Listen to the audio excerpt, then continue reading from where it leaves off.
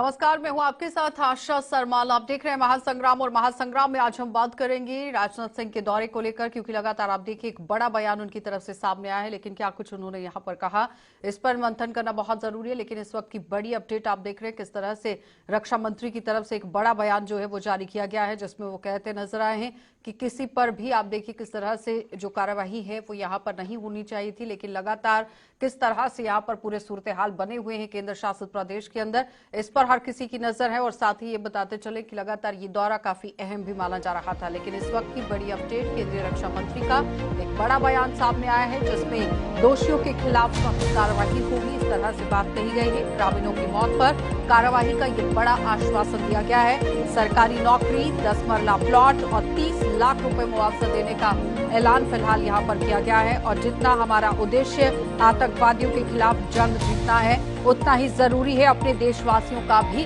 दिल जीतना। इस तरह से एक बड़ी स्टेटमेंट राजनाथ सिंह की तरफ से सामने रखी गई है। लेकिन अब देखना ये होगा कि किस तरह से केंद्र शासित प्रदेश के अंदर हालात जो है वो बनते नजर आएंगे, क्योंकि एक ब्रिगेड को ज्यादा तौर पर आप देखिए राजौरी और पुंछ के अंदर बढ़ा दिया गया है। लेकिन फिलहाल इस पूरे दौरे को किस तरह से यहाँ पर आम जनता देख रही है, विपक्षी पार्टियां देख रहे हैं, और जो डिफेंस एक्सपर्ट्स हैं वो देख रहे हैं, इस पर चर्चा करेंगे। लेकिन जगह जगह से आपको तस्वीरें दिखाना बहुत जरूरी है कि किस तरह से आज ये पूरा दौरा यहाँ पर रहा है।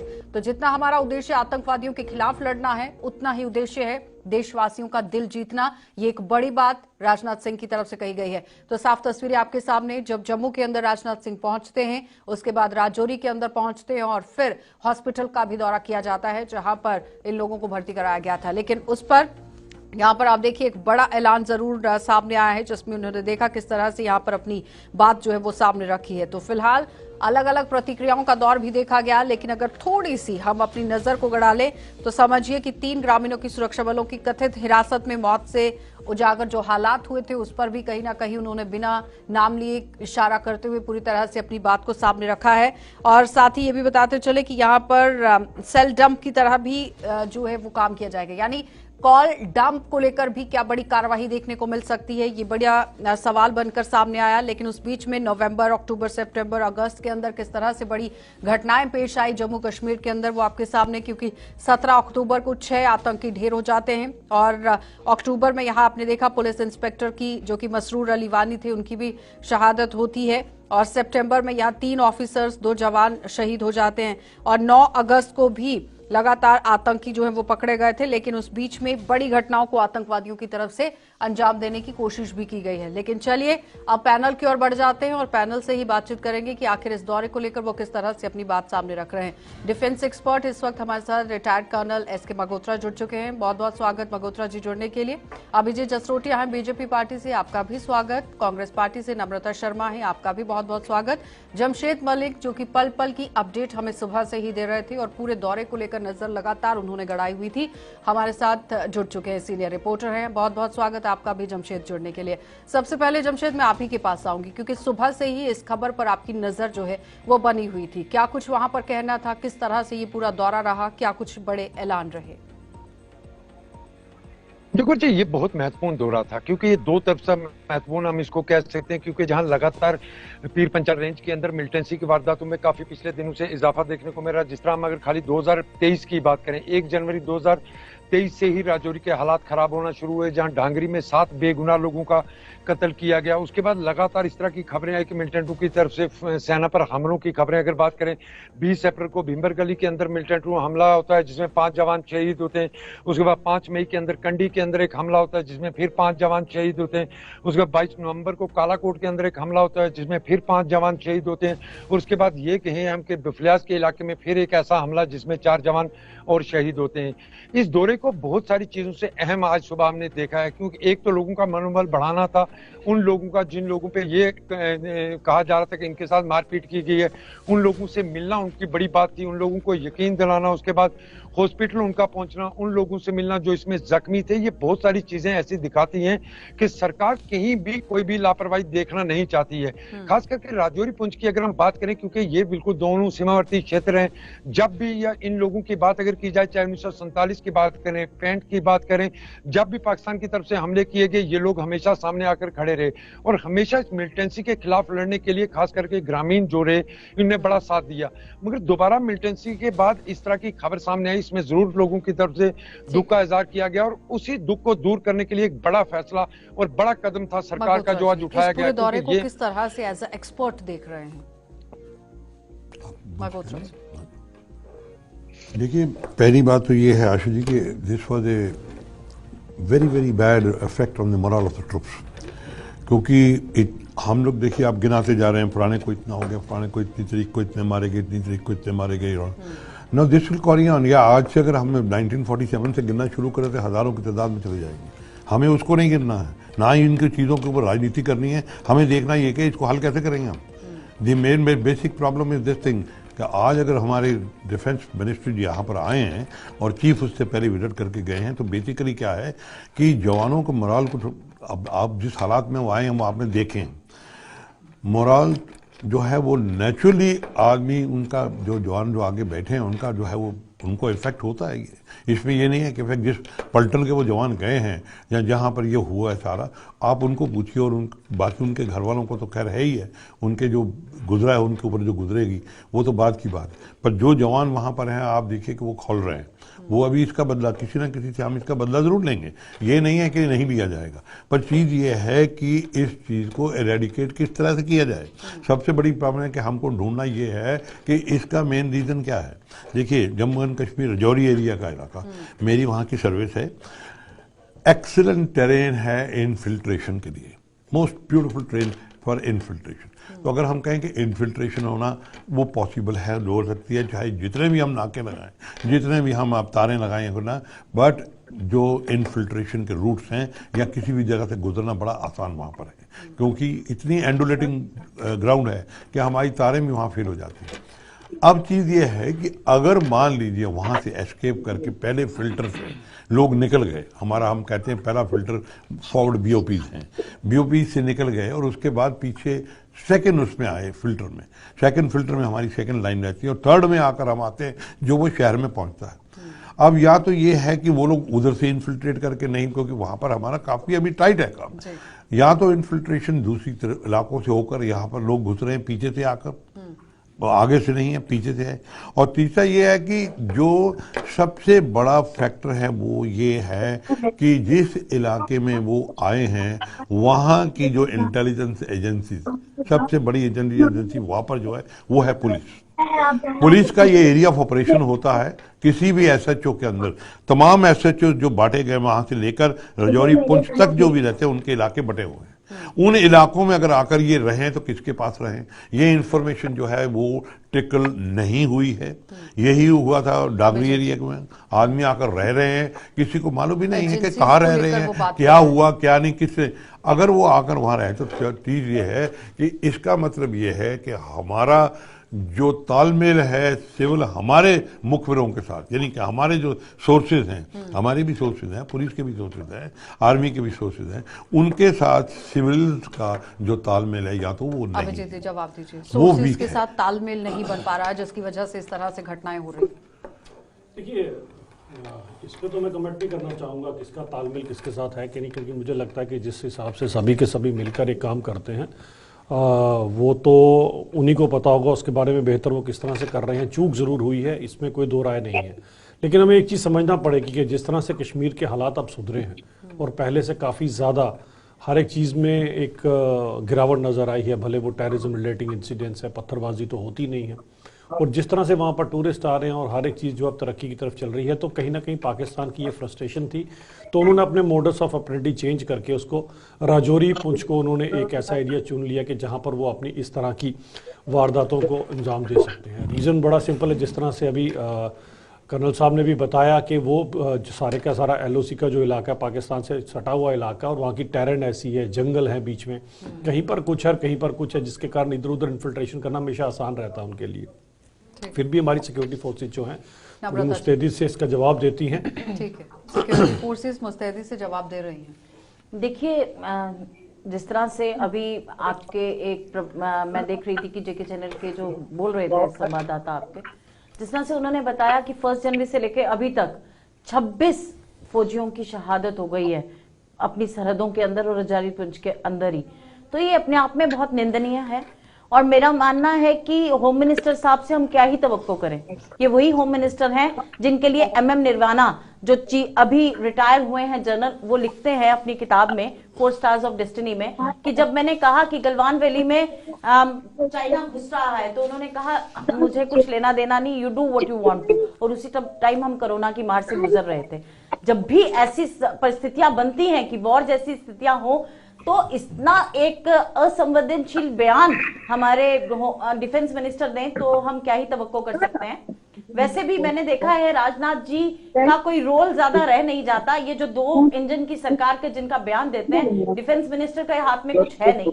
अगर वॉर लाइक परिस्थितियां हो तो financial experts, national security experts और सब बैठते हैं और फिर तय किया जाता है कि हमें यहाँ पे क्या करना है। सेम परिस्थितियां थी जब इंदिरा गांधी जी ने 1971 जब हमारे बांग्लादेश के 2 टुकड़े किए, तो तब जो मानिक शाह जी थे उस टाइम के चीफ ऑफ आर्मी स्टाफ, उन्होंने कहा कि मैंने इंदिरा जी से कहा कि इस वक्त यहाँ मानसून का सीजन है और अभी अटैक करना ठीक नहीं रहेगा और उसको डिले किया जाना चाहिए 4 से 5 महीने।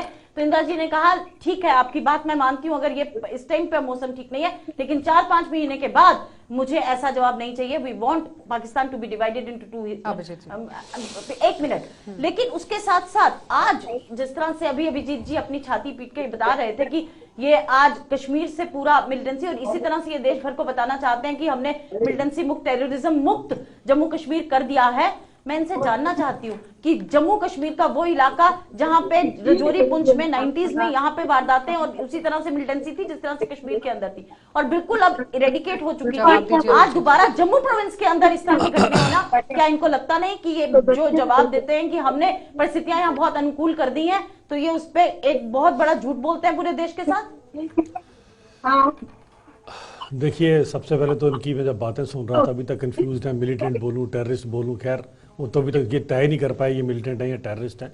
चले हम इन्हें बता देते हैं टेररिस्ट है, सारे के सारे पाकिस्तान के भाड़े के टट्टू हैं, जब मिलते हैं वही हमें टेररिस्ट को टेररिस्ट कहने में कोई फर्क नहीं पड़ता। हम मैं तो बोला नहीं नम्रता, जब आप बोल रही थी ना मैंने बड़े आराम से अपने सर नहीं अभी आप confusion, you are confused and your whole party still confused. I will prove how you are confused ना, I will prove how you are confused. अब इनकी कंफ्यूजन और देखिए, अब इन्होंने नेताओं की बात करते हैं, दिग्विजय सिंह जी के आपके बयान याद है, वो कहते हैं कि जी हमारे को इनसे सबूत चाहिए, हमारी आर्मी ने वहां मारा भी है, कुछ किया भी है कि नहीं किया है। ये वो पार्टी जो हमारी फौज से सबूत मांगती है। इनको आज कितना दुख हो रहा है एक चीज का। अरे मैं जानता हूं आपको कितना दुख है, आपकी असलियत बड़ी तरह से पूरा हिंदुस्तान जानता है, हमने देखा हुआ है।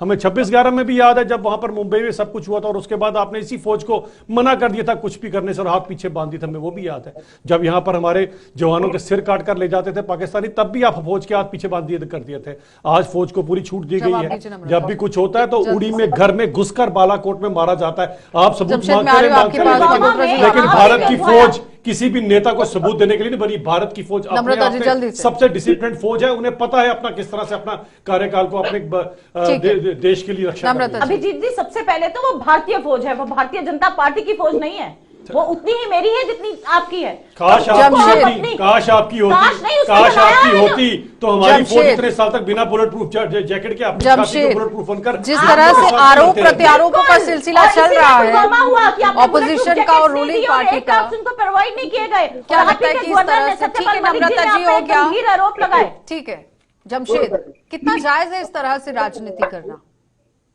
जब जवानों की शहादत हो रही है, ग्रामीण जो है वो मारे जा रहे हैं, उन पर अटैक्स हो रहे हैं?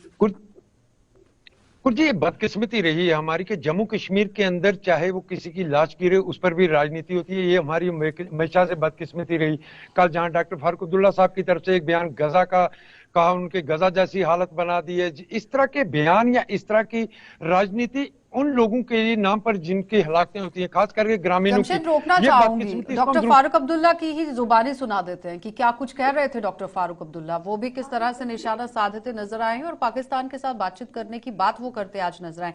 जरा चला दीजिए डॉक्टर फारूक अब्दुल्ला क्या कुछ कह रहे थे। उसकी तहकीकात भी करेंगे और कोशिश करेंगे उन घर वालों के मलहम लगाने की। उसलिए आज मैं क्या एक्सपेक्टेशंस है? मुझे कोई एक्सपेक्टेशन नहीं है। क्या एक्सपेक्टेशन होगी? क्या वो उन मुर्दों को वापस लाएंगे? क्या इनमें वो ताकत है? ऐसा तो कर सकेंगे। हम उम्मीद करेंगे आगे ऐसा जुल्म नहीं हो। राहुल गांधी जो है एक नई यात्रा लेकर से 14 जनवरी को क्या आप लोग उसका हिस्सा बनेंगे? अल्हम्दुलिल्लाह, मुबारक हो। भारत जोड़ने की कोशिश कर रहे हैं, वतन को एक करने की कोशिश कर रहे हैं। ये जो नफरतें मजहबों में शुरू कर दी है, इनको खत्म करने की कोशिश कर रहे हैं। चलिए जमशेद, आप अपनी बात पूरी कीजिए, क्योंकि डॉक्टर फारूक अब्दुल्ला आप देखिए किस तरह से बात करते नजर आए और पिछले दिनों भी एक बड़ा बयान उनकी तरफ से जारी किया गया था। बिल्कुल गुरुजी, जहां तक हम बात कर रहे थे सियासत की, तो ऐसी जगह पे सियासत का सिलसिला उसी वक्त शुरू हो जाता है। जैसे 2 रोज पहले ही हमने देखा कि महबूबा मुफ्ती ने कहा जी वो वहां पहुंचना चाहती हैं और उस इलाके में पहुंचना चाहती हैं जिसमें पहले से ही बड़ा कार्डन लगाया गया है, न किसी को वहां आने की इजाजत है, और उसके बावजूद उन्होंने कहा वहां जाना पहुंचना चाहती है। फिर डॉक्टर फारूक अब्दुल्ला का इस तरह का बयान आना, या राजनीति इन चीजों पर की जानी, ये एक बदकिस्मती हम इसको कहेंगे, क्योंकि राजौरी पुंछ एक ऐसे क्षेत्र है जिनने आज से 15 साल पहले बहुत ज्यादा मिलिटेंसी देखी और उसके बाद हालात काफी ठीक हुए। तकरीबन 10 से 12 साल यहाँ के हालात बिल्कुल नॉर्मल हुए, मगर पिछले 1-2 साल से यहाँ के हालात दोबारा खराब हुए। तमाम सियासी जमातों को एक प्लेटफॉर्म पर बैठकर इन हालात पर ठीक करने की बात करनी चाहिए थी, मगर यहाँ एक दूसरे पर इल्जाम लगाना उससे बड़ा देखा जाता है। इससे ही इन चीजों को बढ़ावा ज्यादा मिलता है, क्योंकि जहाँ पे सियासी लोग इन्वॉल्व होना शुरू हो जाते हैं, खास करके हम राजौरी पुंछ की अगर बात करें, जिस तरह ये इलाके ऐसे रहे जहाँ बहुत ज्यादा पहले इस पे मिलिटेंसी पे सियासत हुई, फिर हालात ठीक हुए, फिर दीगर चीजों पे, और अब दोबारा जैसे हालात खराब होना शुरू हो गए, एक बार फिर इस पर सियासत गर्म हो चुकी है। ये बदकिस्मती है। बड़ी बात और पुंछ को बनाने की कोशिश की जा रही है आतंकियों की तरफ से। बड़ी बात ये थी कि देखिए एक मिनट गुरजीत, बड़ी बात ये थी कि डिफेंस मिनिस्टर, देखिए आशु जी, ऐसा है डिफेंस कि मिनिस्टर हालात, आप बताइए मुझे, हालात हम कहते हैं कि कश्मीर में पहले ठीक थे या जब गवर्नमेंट दूसरी थी, तो आप क्या तब उस वक्त किलिंग नहीं हो रही थी या उस वक्त अटैक नहीं होते थे? हमें इन चीज़ों को लेकर हमें ढूंढना है कि इसका किस तरीके से दोबारा जो है वो उसको क्लोज किया जाए। कब कम कर सकते हैं हम मिलिटेंसी? अगर ये कहें कि हम उसको बंद कर सकते हैं, मिलिटेंसी कभी बंद नहीं होगी। ये आप हमारे से आज लिखवा लीजिए, चाहे 100 साल यहाँ लड़ते रहेंगे हम लोग। क्यों? क्योंकि वहाँ का जो अवाम है हमारे वो हमारे पब्लिक के साथ नहीं है। मैंने आपको कश्मीर में, आप कश्मीर क्या अभी सिलेक्टिव किलिंग नहीं हो रही? श्रीनगर में भी हो रही है। कौन कहता है कि श्रीनगर में ठीक है टूरिस्ट आ रहे हैं, बाकी चीजें सब गवर्नमेंट, हमारी आर्मी ने वहां पर क्लोज करवा दी। आप कोई पथराव नहीं हो रहा, सब पब्लिक आ रही है, लोग आ रहे हैं, सबको अभी ये जो चीज है उनको 2 साल पूरे मिले अपने आप को रीऑर्गेनाइज करने के लिए। जो ये हम कहते हैं कि जी वहां पर पिछले हालात बिल्कुल ठीक थे, वो ठीक नहीं थे, वो अपने आप को रीऑर्गेनाइज कर। इस तरह से ऑपोजिशन पार्टियों की जो स्टेटमेंट सामने आती है, ये छेड़ देने वाली बात है। बिल्कुल नहीं आशा जी, जो अपोजिशन पार्टी होती है उसका काम होता है जो प्रेजेंट डिस्पेंसेशन हो उसको टोस पे खड़ा करे, और जहां उनकी कहीं कुनीति कुताई रह जाए उसको सामने उजागर करे, और जो डिस्पेंसेशन होती है उसका ये काम होता है कि उन कुताइयों को दूर करे। लेकिन बहुत दुर्भाग्यपूर्ण है कि अपोजिशन की आवाज को ना पार्लियामेंट में सुनना चाहते हैं ना किसी और मंच पे। मैं ये नहीं कहना चाहती कि फारूक अब्दुल्ला साहब ने जो कहा वो सही था या गलत था, उसके प्रवक्ता एनसी उनका जवाब देंगी, लेकिन क्या यहाँ पे अगर ऑपोजिशन अपनी आवाज उठाए तो वो क्या गलत है? क्या लोगों की बात करना गलत है? तो फिर ऑपोजिशन पार्टी तो होनी नहीं चाहिए सिर्फ यहाँ भारतीय। तो अगर ऐसा होता तो आज भारतीय जनता पार्टी यहाँ सरकार ना बना पाती। और मेरा अभिजीत जी आपसे ये प्रश्न है कि आप इससे इनकार कर सकते हैं कि अगर इन्होंने अपना मॉडल ऑपरेंडी चेंज किया, एरिया ऑफ ऑपरेशन चेंज किया, तो क्या हमें उसके हिसाब से चलना नहीं चाहिए था? क्या हमें उतना ज्यादा सतर्क होके ये चीजें नहीं देखनी चाहिए थी? और मैं आपसे जानना चाहती हूं, जवाब मुझे आपसे भी चाहिए। पहले अभिजीत जी इस पर जवाब देखिए, मैं आज पता नहीं क्यों समझ नहीं आ रही है, हर एक चीज में कंफ्यूज नजर आ रही। पहले मिलिटेंट और टेररिस्ट में कंफ्यूज थी, अब ये कंफ्यूज है। क्या जो फारूक साहब ने बयान दिए वो सही है या गलत है? अभी तक यही तय नहीं कर पा रही कि उन्होंने इतना बड़ी एक बयान दे दिए और इतने दुर्भाग्यपूर्ण बयान दे दिए, लेकिन इनको अभी भी उसको कंडेम नहीं करना, उसके साथ खड़े हैं। अब इनके खड़े होना, नमिता जी आप बीच में बोलती है, फिर जब मैं बोलूंगा फिर आप कहेंगी ऐसा क्या। बात सुन लीजिए पूरी। अब इनकी मैं मजबूरी समझ सकता हूं, अभी फारूक साहब बयान दे रहे थे, पुराना इनका लेना देना एक दूसरे के साथ। वो बूटा सिंह होम मिनिस्टर, वो फारूक साहब वहां बैठे हुए हैं, वो रातों रात आंकड़े चेंज कर दिए, जीते को हरा दिया, हराए को जिता दिया, बंदूकें यहां पर दाखिल करवा दी, फिर अपने ही वर्कर पार भेज दिए ट्रेनिंग लेने के लिए। और कब से कांग्रेस वहां पर बैठ के इनके साथ मिलकर ये सब चीज चलाती रही। इतने सालों के जो आपने खड्डे डालकर रखे हुए हैं, आप क्या चाहते हैं कोई जादू की छड़ी सब कुछ चेंज हो जाए जब? इस चीज में समय जरूर लगता है, और हमारी भारत की फौज, हमारी सेना, हमारी पुलिस, सबके सब मुस्तैदी से वहां पर अपना काम कर रहे हैं। आप कृपया करके इस पे राजनीति करना बंद कीजिए। आप इस पे राजनीति, और बड़ी अच्छी बात लगी, मैं एक बात करके कंप्लीट करूंगा डॉक्टर जी, सिर्फ एक मुझे बड़ी अच्छी बात लगी आपके संवाददाता की, जमशेद मलिक की। उसे सही कहा कि इस सब के लिए सभी के सभी को एक प्लेटफॉर्म के ऊपर आना है और उस नापाक मुल्क पाकिस्तान के खिलाफ बात करी, लेकिन इनमें से कोई भी एक पाकिस्तान के खिलाफ बात करता नजर नहीं आएगा। हम तो हमेशा कहते हैं कि Pakistan is a factory of terrorism. ठीक है, बार-बार यही सवाल उठता है कि एक पटल पर आने की जरूरत है। फिर आपके नेता सलमान खुर्शीद, आप ही के नेता है, क्यों हाथ जोड़ते हैं उनके आगे, हमें बचा लीजिए। आपके नेता क्यों जाते हैं हाथ जोड़ने के लिए उनके आगे, हमें बचा लीजिए, क्यों जाते हैं उनके आगे हाथ जोड़ने? आप इस तरह से नहीं नम्रता जी, अपनी अपनी बारी पे रखिए। अगर मौका देंगे हम तो कोई बात कर सकता हूँ। जी देखिए, ऐसा है कि पहली बात तो हमारी, मैं आपको सभी को यकीन दिलाता हूँ जो यहाँ पर बैठे हैं या जो ऑडियंस देख रहे हैं, कि हमारी आदमी इतनी सक्षम है, they are quite capable to face not only one enemy, that is not the Pakistan, बल्कि इवन हम चाइना के लिए भी तैयार हैं। आज वो इंडियन आर्मी जो है वो नहीं है भारतीय सेना जो 1962 में थी। आज हम फुल्ली क्वालिफाइड हैं और फुल्ली रेडी हैं किसी भी। ये जो घटनाएं होती हैं ये होंगी, ये बंद नहीं हो सकती चाहे आप कुछ भी कर लें। पर मैंने आपको बोला है कि क्यों हो रही हैं, ये उसकी वजह ये पर सबसे बड़ी जी उस पूरी चीज को लेकर हल निकालने की जरूरत है कि खत्म कैसे किया जाए। करेक्ट, मैं उसी पे आ रहा हूं। हल निकालने की यही जरूरत है कि हमारे जो सिविल के साथ, देखिए वहां पर हमारे, जैसे मैंने आपको बताया कि SHO अगर हैं उनकी एरिया ऑफ रिस्पॉन्सिबिलिटी है, उस एरिया ऑफ रिस्पॉन्सिबिलिटी में अगर उसको आप माई फ्रोजन टर्बुलेंस पढ़िए जो कि जगमोहन जी ने लिखी है, उसके अंदर लिखा है उन्होंने, क्योंकि मैं उनका ADC वहाँ था श्रीनगर में टेम्परेरी, तो उन्होंने एक SHOs की वो मीटिंग बुलाई। मैं बड़ा हैरान था कि SHOs को क्यों बुला रहे हैं, तो मैं वो मेरे को देखे कि स्माइल कर रहा है, तो वो बोले आप 13 साल का जॉब दूंगा मैं बाद में। तो उन्होंने बताया मुझे कि देखो बेटे ऐसा है कि SHO का एरिया जितना है, और उन्होंने उनको बताया कि आपके अगर एरिया में कोई भी हरकत हुई तो आप रिस्पॉन्सिबल होंगे और मैं यहां से मत चल के आपके ऑर्डर भेजूंगा। नो, उस एरिया में अगर उनको मालूम हो, कहते हैं इनको मालूम रहता है कि किस घर में गलत काम हो रहा है, किस घर में अवैध शराब बन रही है, और अगर ये मालूम है सीधा इतने रिलेशन पुलिस पर कि लोकल के साथ पुलिस की यहाँ पर आपस में तालमेल नहीं है, कोऑर्डिनेशन नहीं बन पाती है, जिसकी वजह से आतंकी बाहर से पहुंचते हैं और उसके बाद इस तरह से घटनाओं को अंजाम देते हैं। एक्चुअल में सिचुएशन क्या है राजौरी और पुंछ के अंदर, वो आप बैठकर बता सकते हैं?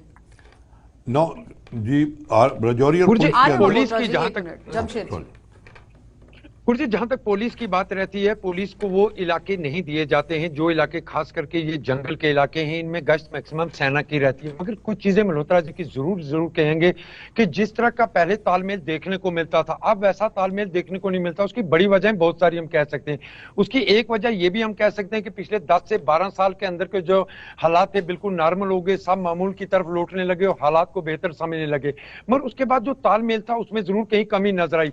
हालांकि सेना की तरफ से लोगों के साथ तालमेल का लगातार सिलसिला जरूर देखने को मिलता था, क्योंकि सेना की तरफ से सद्भावना के तहत कई बड़े प्रोग्राम इन दूर दराज इलाकों में चलाए गए, इन बच्चों के लिए चलाए गए जो स्कूल के बच्चे थे, या ग्रामीणों के लिए मेडिकल कैंप हो या और इनकी जो फैसिलिटी हो, इस तरह के बड़े कैंप चलाए गए सेना की तरफ से सद्भावना के तहत, जिससे लोगों और सेना में दूरियां जो थी वो काफी क्लोज खत्म हो चुकी थी। उसको देखते हुए अब जिस तरह तालमेल आहिस्ता आहिस्ता दूर हुआ, उसका सबसे बड़ा कारण रहा कि अगर हम कहें कि सिक्योरिटी एजेंसियों के बीच में भी तालमेल उस तरह का देखने को नहीं मिला। जहां पुलिस की बात करें, पुलिस अपनी तरफ देखना चाहती है कि वो कुछ करके दिखाए और सेना का अपना, इस तालमेल की कमी जो थी वो भी कहीं ना कहीं हमें जरूर नुकसान दे रही है। तालमेल की कमी वो कह रहे हैं आज भी है, पुलिस है, सेना है, इंटेलिजेंस की जितनी भी एजेंसीज हैं।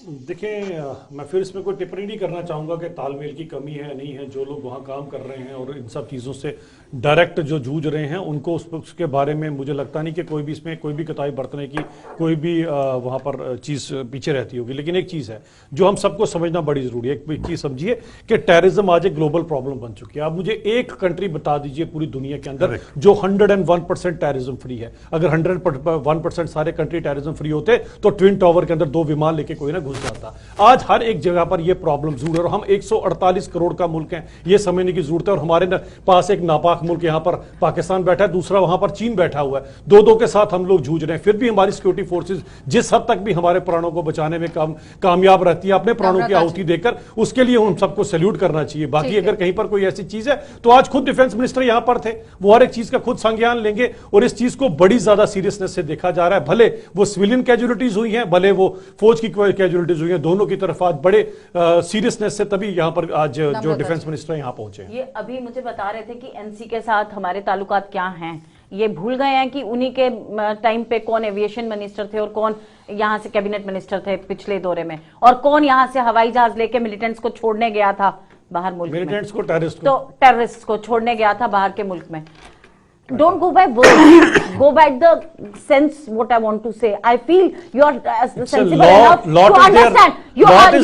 Lot is there in words. आपका नाम लेता है, मैं आपको पूजा बोलना शुरू करूंगा, आपको अच्छा लगेगा, आपका नाम जो है वो बोला जाएगा। वर्ड्स पर बड़ा मैटर करता है। It's a war of words, it's a war of words. जो ये डेलिबरेटली आप लोगों को मिलिटेंट वर्ड पढ़ाया जा रहा है। कांग्रेस कौन सी जिहाद की लड़ाई करवा रही है, हमें ये बता दीजिए। नम्रता जी, आतंकवादी बोलने में परेशानी नहीं होनी चाहिए। आतंकवादी को आतंकवादी कहना जा रहा है पूरे देश के अंदर। टेररिस्ट को टेररिस्ट कहते हैं हम, और ये टेररिस्ट हैं जो ऐसी एक्टिविटीज कर रहे हैं। They can not be good for human beings. वो तो थ्रेट है ह्यूमन बींग्स के लिए, उस पर चर्चा नहीं है। बहरहाल आज ये वही भारतीय जनता पार्टी है जो पिछले तमाम डिफेंस मिनिस्टर्स को हमेशा से रिजाइन करने के लिए कहती थी जब भी एक ऐसी घटना हो जाती थी। आज ये कह रहे हैं कि ये एक भूगोलिक प्रॉब्लम है। तो क्या भारत आज इस जगह पे जहां आज है, चाइना से घिरा, पाकिस्तान से घिरा, आज आप इसको इंडिया को यहां लाके बिठा दिया है? ये शुरू से यहीं पे था। तो इसलिए आज जरूरत है ऐसी दृष्टिकोण की और ऐसी सरकार की केंद्र के अंदर जो इन सब चीजों को देख सके। आप ही के कार्यकाल का जिक्र पिछले जो अभी रिटायर हुए हैं जनरल, उन्होंने लिखा है कि इन्होंने एक ऐसी जो स्कीम शुरू की अग्निवीर, हमने उसका कड़ा विरोध किया और हमें लगा ये सिर्फ सर्विस सिलेक्शन बोर्ड की जैसे इनकी होती है, वो शॉर्ट सर्विस कमीशन की वो होती है, उसी तरह से 5 साल का कार्यकाल रहेगा। लेकिन आज भी आप उनकी पब्लिश नहीं होने दे रहे और बाहर बुक को नहीं आने दे रहे, क्योंकि उसमें आपकी पूरी की पूरी जिस तरह से आपने मुझे ये लगता है थोड़े शब्दों में जवाब दीजिएगा अभिजीत जी। जिस तरह की मानसिकता से कांग्रेस आज ग्रसित है, हमें बड़ी अच्छी तरह से पता है। तभी नेहरू जी के ऊपर टिप्पणी की थी जब आपने कहा था इस इलाके में होता ही क्या है, लाहौल स्पीति और ऊपर के इलाकों में दे दीजिए चीन को। आपको अपनी मातृभूमि से आपके नेताओं को कितना प्यार रहा है, मैं बड़ी अच्छी तरह से। दूसरी बात अग्निवीर स्कीम को लेकर अग्निवीर में चाहूंगा कि हिंदुस्तान का हर एक बच्चा कम से कम 4 साल के लिए 5 साल के लिए आर्मी की ट्रेनिंग ले। हर एक भारतीय जनता पार्टी के पास नहीं है पढ़ा लिखा प्रधानमंत्री, और आज जो लीड कर रहे हैं उनकी क्वालिफिकेशन पूछो तो आप पीछे ऐसी पढ़ाई आपको मंजूर है पूरे देश का जो आपने हाल किया। पढ़ने लिखने का फायदा था कि आते ही जीप स्कैम कर दिया, ये पढ़ाई लिखाई का फायदा था। मैं दोनों पार्टियों से यही इल्जा करूंगा, इस तरह से मैं दोनों पार्टियों से यही तमाम राजनीतिक यही इल्जा करूंगा कि देखिए हम ऑपरेशन करते हैं। मैडम एक मिनट, हम ऑपरेशन करते हैं। देखिए सबसे बड़ी दुख की बात हम आज तक हमारे जवानों में है, मैं वहाँ पर हूँ जिस इलाके की बात कर रहे हैं, रशीद जी यहीं बैठे हैं, मैं पीर बदेश्वर पर रहा हूँ 3.5 साल, जो कि बरात गला तक मेरा एरिया था। मेरी एक ही गुजारिश वो ये है कि अगर हमने ऑपरेशन किया, आज भी आप देखिए हो सकता है कल परसों 10 दिन में कोई ना कोई ऐसा ऑपरेशन हो, पर खुदा के लिए फिर हमसे आप सबूत मत मांगिएगा। ये राजनीतिक पार्टियां, इतना दुख होता है हम लोगों को। ठीक है बगोत्रा जी, हो गया। जमशेद जी गुरु जी, लास्ट कमेंट कीजिए। गुरु जी, बड़ी चीज जिस तरह मैं पहले भी बता रहा था कि बड़ी बात इसको हम कह सकते हैं कि डिफेंस मिनिस्टर हॉस्पिटल के अंदर उन लोगों का हाल जानने पहुंचे हैं, ये बड़ी बात है। और उसके बाद बड़ी स्टेटमेंट उनकी तरफ से ये भी कही गई है इंसाफ होगा और सबको इंसाफ मिलेगा, जो दोषी होंगे बख्शा नहीं जाएगा। उसके बाद जब मीटिंग के अंदर कुछ लोगों की तरफ से, क्योंकि आज की इस मीटिंग के अंदर हमने देखा डीडीसी मेंबर हो या तमाम सियासी पार्टियों के लीडरान, उनको यहाँ बुलाया गया था, उनसे बात हुई। यहाँ पे जब बात हुई सभी सियासी पार्टियों की तरफ से एक आवाज में एक बात कही कि मिलिटेंसी का खात्मा और राजौरी पुंछ के अंदर एक एक बटालियन पटल पर जो आप- चाहे लेकिन एसपीओ जमशेद की एक अब सवाल, 10 मरला प्लॉट, 30 लाख रुपए मुआवजा और 10 लाख रुपए की चेक, इसमें कितना कहना था, क्या कुछ सच्चाई थी, इसकी पूरी जानकारी आपके पास कुछ है कि किस तरह से गुरु जी, राहत बिल्कुल पहुंचाने इस की तरह बात के हुई अंदर है कोई- ग्रामीणों को? गुरु जी, राहत पहुंचाने की बात जहां तक हुई है, जिला इंतजामिया की तरफ से, पुंछ की तरफ से पहले ही ऐलान कर दिया गया था, मगर जो आज कुछ खबरें सामने आई कि 10 मरले प्लाट, 30 लाख रुपए और नौकरी, इस तरह का कोई ऐलान आज अंदर नहीं हुआ है। ठीक है, क्योंकि उस मीटिंग नम्रता के जी, दौरान लास्ट जितनी भी कमेंट बातें कीजिए। हुई, ठीक है जमशेद, हो गया। देखिए, जिस तरह से कहा गया कि बफरियाज का जो इलाका है वहां बीआरओ और पीडब्ल्यूडी की भी कहीं ना कहीं कमी रही, क्योंकि हमारी जो गाड़ियां थी वो बहुत कम स्पीड पे चल रही थी और जो बुलेट्स थी उनके पास स्टील बुलेट्स थी, वो कहां से आ गई, कैसे आ गई, ये अपने आप में, और इनके ओवरग्राउंड वर्कर्स, अंडरग्राउंड वर्कर्स कौन है, इनको जानने की जरूरत है। पिछले 2 साल हो गए न हमें देखते हुए कि राजौरी पुंछ के अंदर आज जिस तरह से मिलिटेंसी का दौर, दोबारा टेररिज्म का दौर शुरू हो गया, ठीक ये है, अपने आप दोबारा में से बहुत- आतंकवाद शुरू हो गया और अभिजीत जी, देखिए, जवाब मुझे ये दीजिए। लगता है आज बड़ा दुर्भाग्यपूर्ण यही चीज है कि आज आप देख लीजिए सभी की सभी पॉलिटिकल पार्टीज हैं, वो हर एक चीज के ऊपर नुक्ताचीनी करेंगी, हर एक चीज के ऊपर, फौज के ऊपर भी कोई ना कोई बात उठा देगी, लेकिन एक भी पार्टी के मुंह से पाकिस्तान के खिलाफ एक भी लफ्ज नहीं निकलेगा। अब उसके लिए प्यार है, खौफ है, या लेकिन पता नहीं एक क्या है। पटल पर आने की जरूरत है। बहुत बहुत धन्यवाद अभिजीत जी जुड़ने के लिए, मगोत्रा जी आपका भी, नम्रता जी आपका भी, जमशेद जी आपका भी जुड़ने के लिए। तो फिलहाल आपने देखा कि आज बात हो रही थी कि राजनाथ सिंह का जो दौरा है वो किस तरह से यहाँ पर देखा जा रहा है, तो अलग अलग प्रतिक्रियाएं तो सामने आई हैं, लेकिन अब देखना ये होगा कि आने वाले समय में किस तरह से सेना की तरफ से अपनी रणनीति में बदलाव लाया जाता है और क्या कुछ सूरत हाल राजौरी और पुंछ के अंदर नजर आएंगे। आप देखते रहिए कार्यक्रम।